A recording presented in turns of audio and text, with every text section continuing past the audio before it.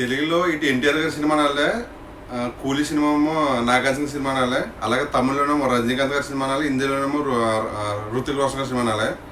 ఎందుకంటే వార్ 2కి కూలీకి సరేనా ఓపెనింగ్స్ ఎలా ఉంటాయంటే నాకు తెలిసి కూలీకి ఎక్కువ ఉండొచ్చు. ఎందుకంటే మన తెలుగు రాష్ట్రంలో అయితే ఇటు తెలంగాణ తెలుగు రాష్ట్రంలో రెండు రాష్ట్రాల్లో కూడా వార్ 2 అంత బజ్ ఏం కనబడతలేదు.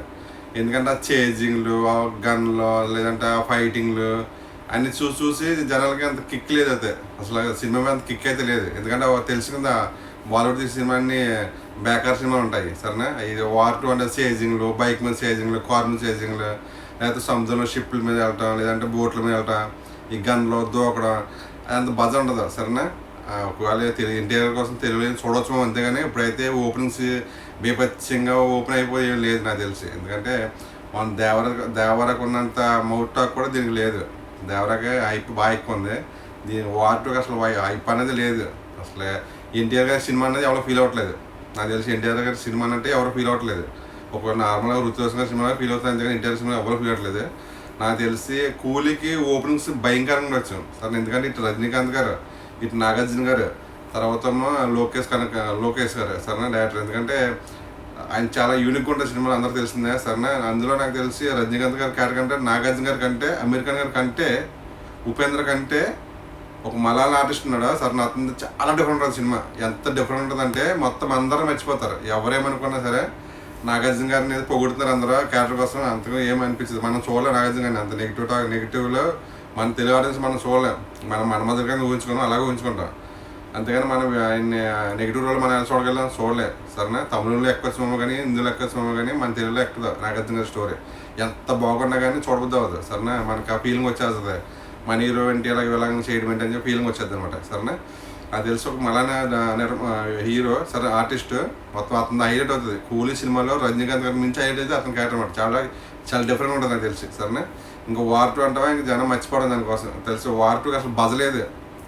ఇందులో ఉన్న సినిమా కానీ మన తెలుగులో అయితే బజే లేదు అసలు. తమిళ్లో మళ్ళీ కరోనాలు పట్టిపడుచుకున్నారు నాకు తెలిసి వార్ 2ని.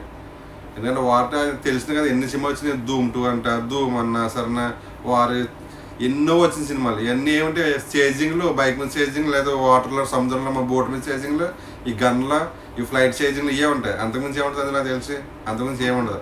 ఇప్పుడు రిలీజ్ అయిన ట్రైలర్ కానీ, తర్వాత టీజర్ కానీ, సాంగ్స్ కానీ ఎక్కడైనా సరే హైలైట్ రుతిక్ రోషన్ హైలైట్ అవుతుందని ఎన్టీఆర్ హైలైట్ అవ్వట్లేదు సరేనా. ఎక్కడ చూసినా ఎన్టీఆర్ గారు హైలైట్ అవ్వట్లేదు, రుతిక్ రోషన్ హైలైట్ అవుతున్నాడు సరేనా. మన తెలుగులో కూడా, హిందీలో కూడా సరేనా.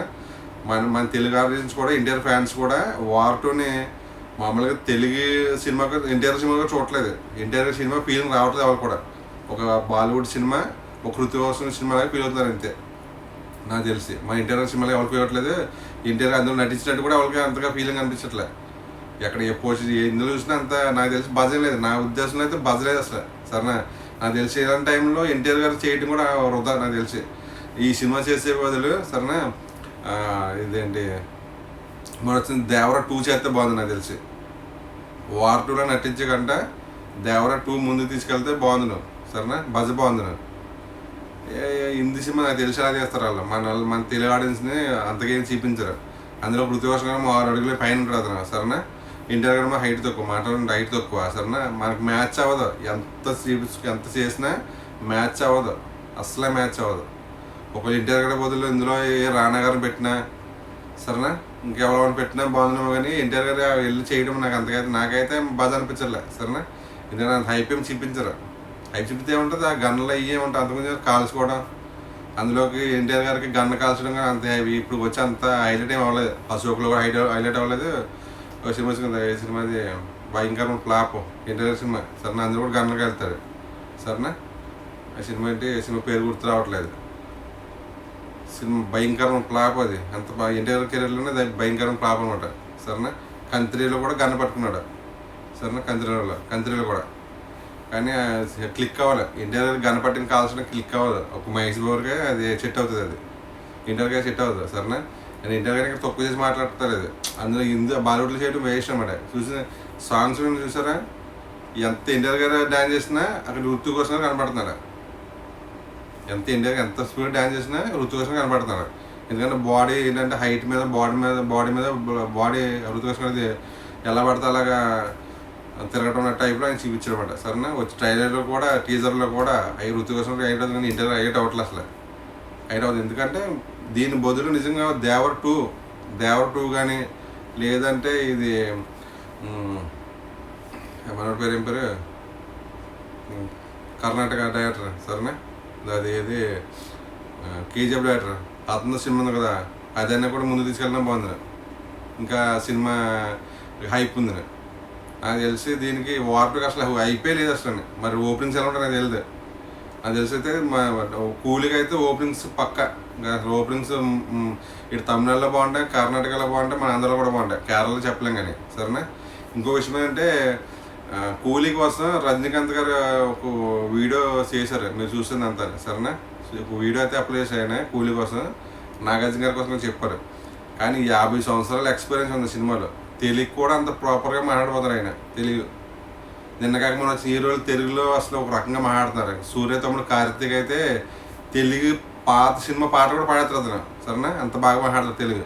ఆ తెలుగు కూడా తమిళ కూడా అర్థం కాదు, అంత క్లారిటీగా అంత ప్రాపర్గా మాట్లాడతారు సరేనా.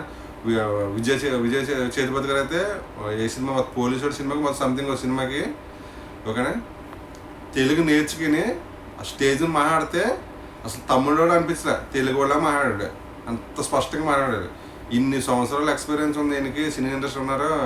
మన తెలుగు ఎన్నో సినిమా రజనీకాంత్ గారు ఇంకేదో నత్తోళ్ళగా మాట్లాడతారు తెలుగు. అంటే తెలుగు నేర్చుకోవాలి మనకేందో ఫీలింగ్ అప్పట్లో నేర్చుకోలేదు అంతే.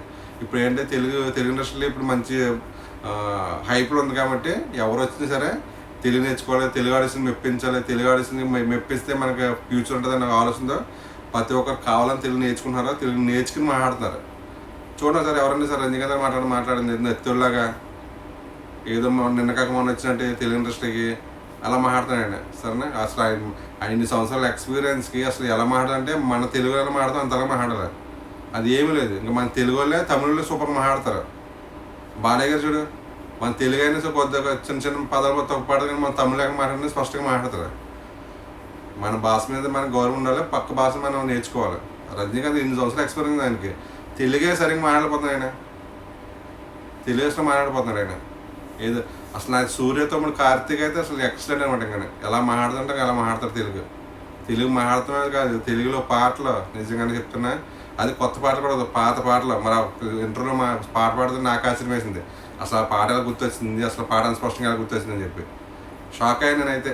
అసలు తెలుగు కూడా తమిళ కూడా అర్థం కాలేదు. సూర్య గారు తెలుగు పరపటి మాట్లాడతారు, విక్రమ్ గారు మాట్లాడతారు, విజయ్ సేతుపతి మాట్లాడతారు సరేనా, విజయ్ దళపతి మాట్లాడతారు. విజయ్ దళపతి అయితే మీకు తెలిసిందే కదా, విజయ్ దళపతి అయితే ఇంక అసలు ఒక రకం అనమాట. ఇంక అసలు అతను నేర్చుకుని వచ్చి స్టేజ్ మీద తెలుగు వాళ్ళు ఆదరిస్తే బ్రహ్మరథం పడతారా సరే, నాకు మీ అభిమానం కావాలి, మీ సపోర్ట్ కావాలని చెప్పి తెలుగులో ఒక 10 నిమిషాలు మాట్లాడిన ప్యూర్ తెలుగులో మాట్లాడాడు ఆయన. ప్యూర్ తెలుగులో మాట్లాడాడు విజయ్ దళపతి గారు. కమలాసన్ గారు మాట్లాడతారు తెలుగు సూపర్గా మాట్లాడతారు. కమలాసన్ గారు సూపర్గా. ఇన్ని సంవత్సరాలు ఉంది ఎక్స్పీరియన్స్. రజనీకాంత్ గారు తెలుగు తప్పుగా మాట్లాడతారు. నిజంగా ఇన్ని సంవత్సరాలు ఇన్ని సినిమాలు చేయడు ఆయన, ఇంకా ప్రాపర్గా మాట్లాడాలి ఆయన. అసలు తెలుగు ఎంత బాగా మాట్లాడాలంటే మనం ఎలా మాట్లాడుతున్నామో అంతలా మాట్లాడాలి ఆయన. అది లేదు ఏదో నార్మల్గా ఇప్పుడు కొత్త ఇండస్ట్రీకి వచ్చినట్టు మాట్లాడతాడు ఆయన.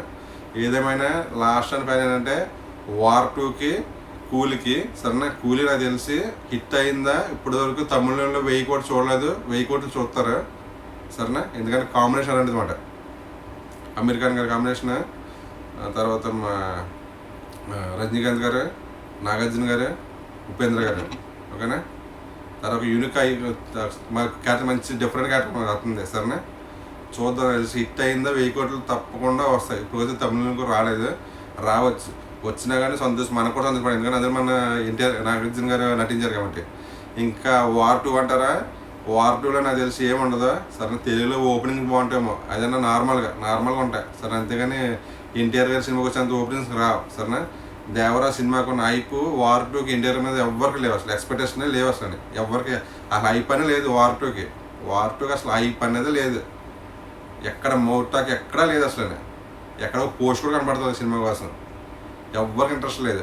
అది తెలుసు ఋతిక్ రోషన్ కోసం హిందీలో ఆడొచ్చేమో కానీ తెలుగు, తమిళ, మలయాళం, కర్ణాటకలో అయితే వార్ 2 చూసే నాదురే లేడు, ఉండకుండా తెలిసి. ఎక్కడెక్కడ చూస్తే మన ఎన్టీఆర్ గారి కోసం చూడాలి అంతే సినిమా. వార్ సినిమా 2 కోసం ఎవరు చూస్తే ఎన్టీఆర్ గారు కూడా చూడొచ్చు మనకి అంతవరకు సినిమా అయితే వార్ 2